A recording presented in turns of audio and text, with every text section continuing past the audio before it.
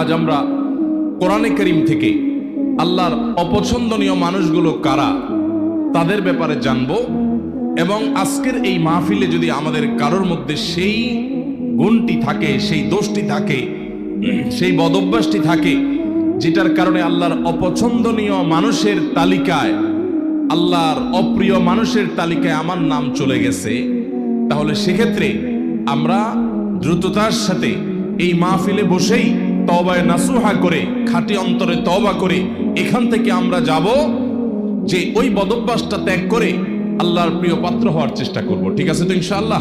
মোহতারাম হাজরিন, 6 নম্বর পারার একেবারে প্রথম আয়াত। এই আয়াতে আল্লাহ রাব্বুল আলামিনের অপছন্দনীয় মানুষদের অপছন্দনীয় কাজের কথা আল্লাহ তাআলা বলেছেন। সর্বপ্রথমে আমরা সেটিকে বলতে চাই। সেটা কি? সেটা হলো কোনো মন্দ কথা, কোনো খারাপ কথা, কোনো বাজে কথা, এটা যদি কেউ প্রকাশ করে বেড়ায়, এটা যদি বলে বেড়ায়, এটা বলে জাহির, যেটা যদি জাহির করে বেড়ায়, এটা যদি ছড়াছড়ি করে বেড়ায়, তো এটা আল্লাহ অপছন্দ করেন। কারণ কোনো খারাপ জিনিস যদি ছড়াছড়ি করা হয় তাতে সমাজে ভালো হয় না খারাপ হয়। একটা খারাপ জিনিস যখন খুব বেশি ছড়াছড়ি হয়, মানুষ সেটা চর্চা করে, গীবত শিকায়েতের মধ্যে ডুবে, পরনিন্দার মধ্যে ডুবে, মানুষ ধারণা করে এক লাইন জানলে তার সাথে আরো এক লাইন যোগ করে আরেকজনের চরিত্র হনন করে।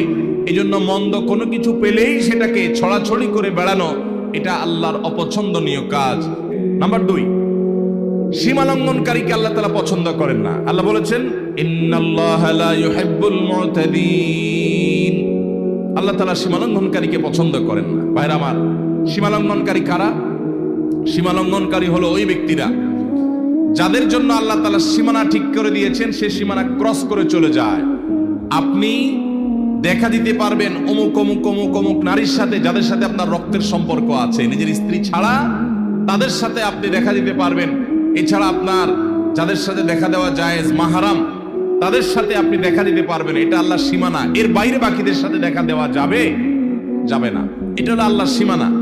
এখন যদি সেই সীমানা ক্রস করে আপনি যেই কোনো নারীর ছবি পেলেন, ভিডিও পেলেন, ফুটেজ পেলেন, ফেসবুকে পেলেন, পেপারে পেলেন, ম্যাগাজিনে পেলেন, যেখানে পেলেন, রাস্তাঘাটে পেলেন, আপনি চান্সে তাকে দেখে নিলেন, মনে মনে হারাম স্বাদ আস্বাদন করলেন, জল্পনা কল্পনা করলেন, তাহলে আল্লাহ যে সীমানা দিয়েছেন সেই সীমানাটা আমরা ক্রস করলাম কি করলাম না?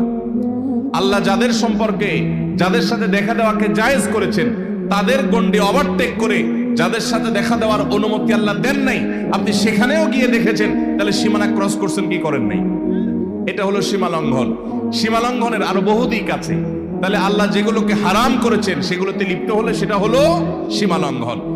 নাম্বার 3, যারা খেয়ানত করে, আমানত দিলে আমানত রক্ষা করে না, আমানত নষ্ট করে, পাপিষ্ঠ, খারাপ মানুষ, গুনাহ করে বেড়ায়, নাজায়েজ কাজ করে বেড়ায়, কোনো ভয় নাই তার অন্তরে, এই মানুষগুলোকেও আল্লাহ তাআলা পছন্দ করেন না।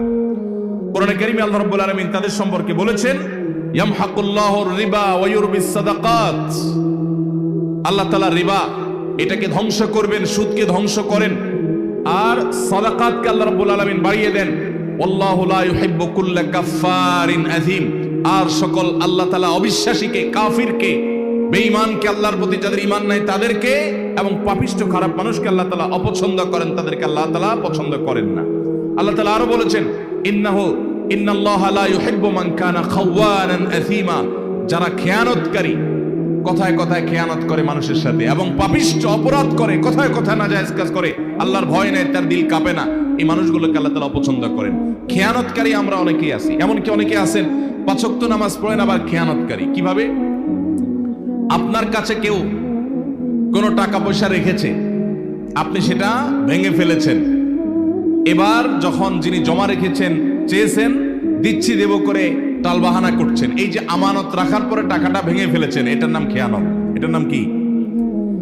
এরকম বহু প্রকারের খেয়ানত আছে। আপনার প্রতিবেশী মেয়ে, তাদের প্রতি আপনি চোখ চুরি করে, আপনি বাঁকা করে তাদের দিকে তাকালেন, তাদের সৌন্দর্য অবলোকন করলেন, চালাকি করে করে দেখলেন, আপনি খেয়ানত করলেন। মুসলমান অবশ্যই তাকে বিশ্বস্ত হতে হবে, আস্থাশীল হতে হবে। মুসলমানকে আমানতদার হতে হবে। আমানতের খেয়ানতকারী, মানুষের কথা এর কথা ওর কাছে লাগায়, মানুষের গোপনীয় কথা বলে বেড়ায় এবং মানুষের টাকা পয়সা তসরুপ করে, আমানতের খেয়ানত করে, এই ব্যক্তি কখনো ভালো মুসলমান হতে পারে